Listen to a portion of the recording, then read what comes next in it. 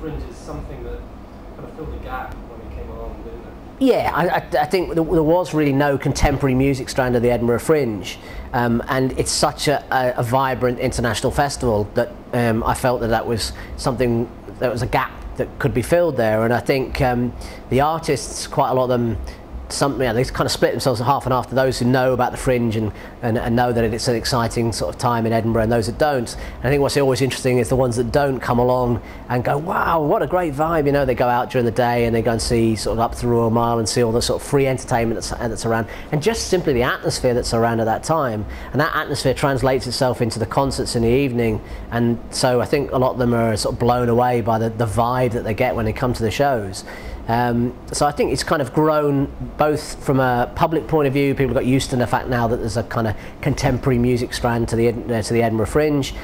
People who wouldn't have otherwise come to the Fringe are now coming to see gigs, you know, the large gigs we've done in the past, like the outdoor shows with Foo Fighters, and they're engaging with the Fringe in, you know, they're coming along for those gigs, but they're maybe going to a bit of comedy beforehand and then going out for a club night afterwards. So they're kind of engaging with the Fringe, new people who wouldn't have otherwise been involved. So I think it's bringing new artists in, bringing new people into the Fringe, and it's developed, sort of grown over the years. And last year we did over 100,000 tickets, which is a phenomenal number of people, and I would say at least 50% of those are people who wouldn't have otherwise chose to come to the Fringe.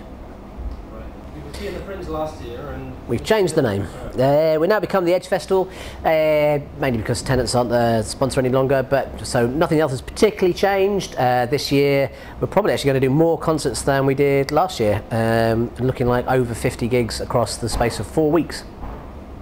That's a lot of gigs, so yeah. What the highlights? I'm quite looking forward to Maxwell Park in the Corn Exchange. I really rate them. I think they're one of those bands that's grown on people rather than sort of exploded really quickly. I think they've just steadily grown over the albums they've done, and I like them a lot. I think they're a great live band as well.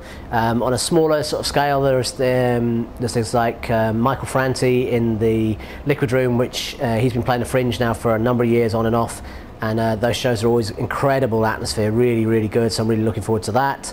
Some good dance acts like Deadmouthed and Digitalism, they'll be playing in the Liquid Room as well, so I'm quite looking forward to those. Lots of new Scottish talent, Broken Records, Isosceles, playing in the Cabaret Voltaire and in the Liquid Room. So there's quite a few highlights for all sorts of different reasons that I'm looking for across the 4 weeks if I manage to survive to the end.